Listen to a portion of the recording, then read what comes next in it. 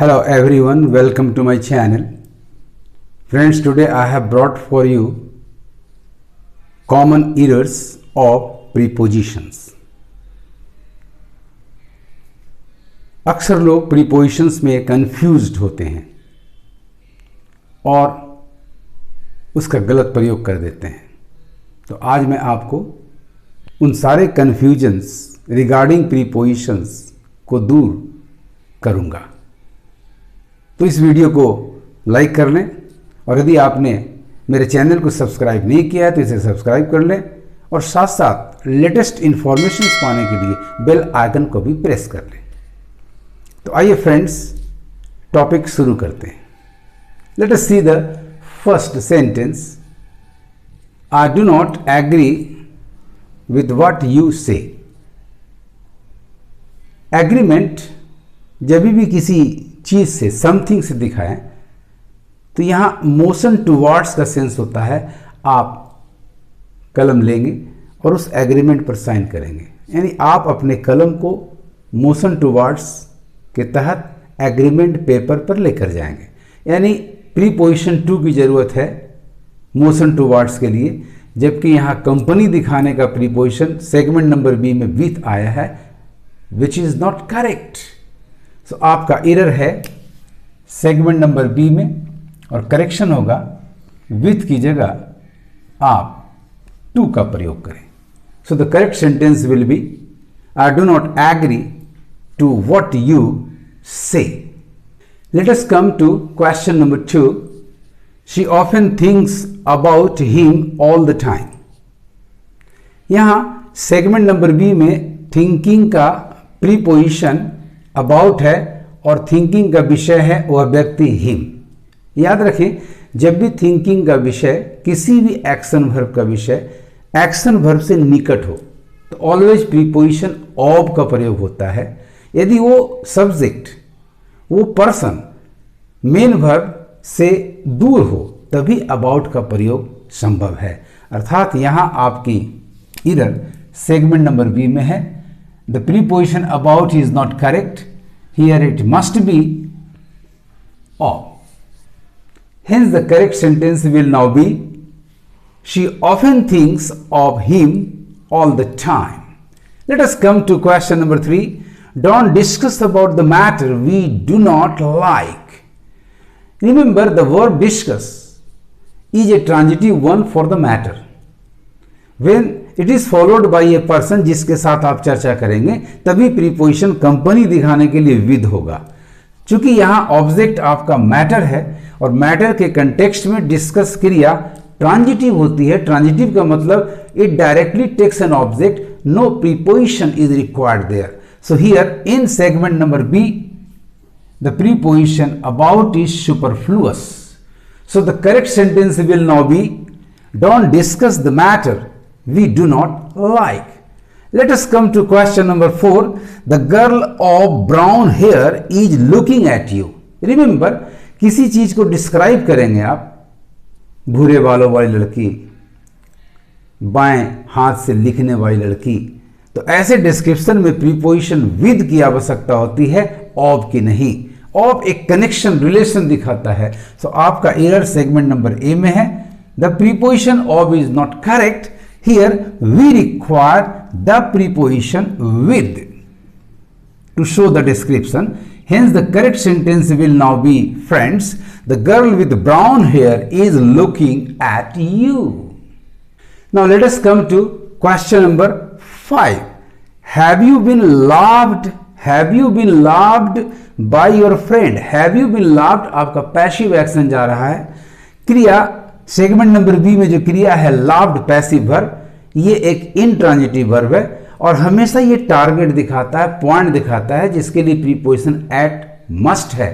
क्योंकि पैसिव है तो उसका जो ऑब्जेक्ट था यू, वो बन गया है subject, passive subject. But preposition को हम हटा नहीं सकते, वो अपनी जगह पर होना चाहिए। अर्थात यहां एरर सेगमेंट नंबर बी में है और लव्ड के बाद आपको प्रीपोजिशन एट लेना होगा।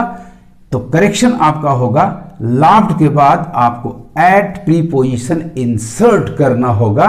So the correct sentence will now be have you been laughed at by your friends. Let us come to question number 6.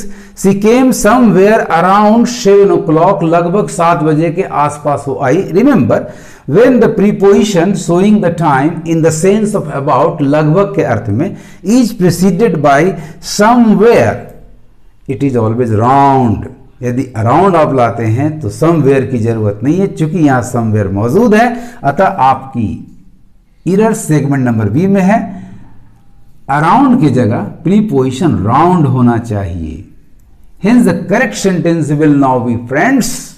She came somewhere around 7 o'clock. Let us come to sentence number 7. I differ from you. ठीक है, difference from लेता है, उससे separation दिखाता है, लेकिन याद रखें जब भी डिफर क्रिया का ऑब्जेक्ट कोई पर्सन हो तो हमेशा उसके साथ एक अटैचमेंट होता है. सो डिफर फ्रॉम के जगह यहां डिफर विद होना चाहिए. Your error lies in segment number b and the correction will be from की जगह पर आपको विद लेना होगा. I differ with you in this matter. Now let us come to question number 8. She was married by a doctor. Look at segment number b. The preposition by in the passive shows the agent, but here segment number C, a doctor is not the agent but the person जिसके साथ she की शादी हुई. यानी here the sense is that of motion towards, और motion towards के लिए preposition by नहीं बल्कि to का प्रयोग होना चाहिए. तो your error lies in segment number B and the correction will be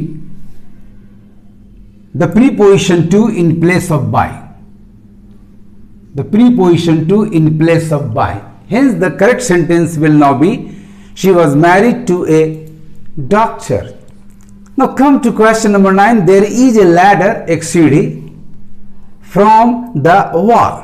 From shows separation or source, but here it says support. दीवार के सहारे सीढ़ी लगी हुई है. And for prop or support, we require the preposition against. Hence, your error lies in segment number B. The preposition from is not correct. The correct one will be against. So, the correct sentence will now be there is a ladder against the wall. Let us now come to sentence number 10. She is walking in the room. Inside का sense in लेता है, वो कमरे में टहल रही है. To wake up her son, क्यों? तो अपने पुत्र को जगाने के लिए.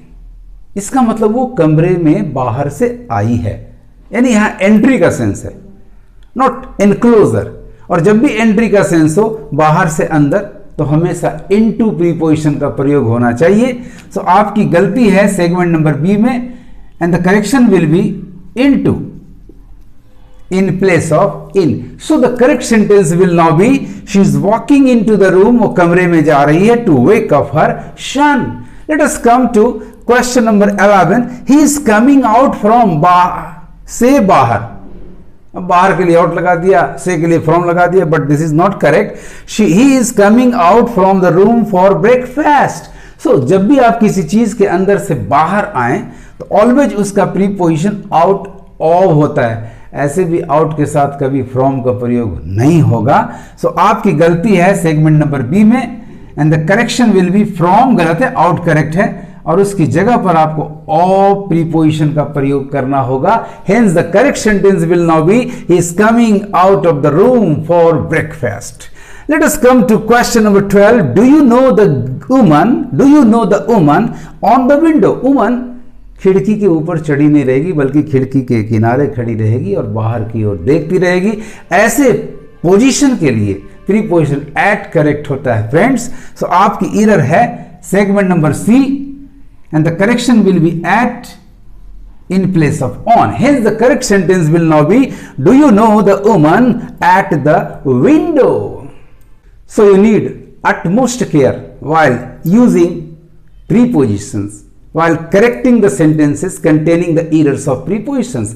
Let us come to question number 13. His father died in the age of 60.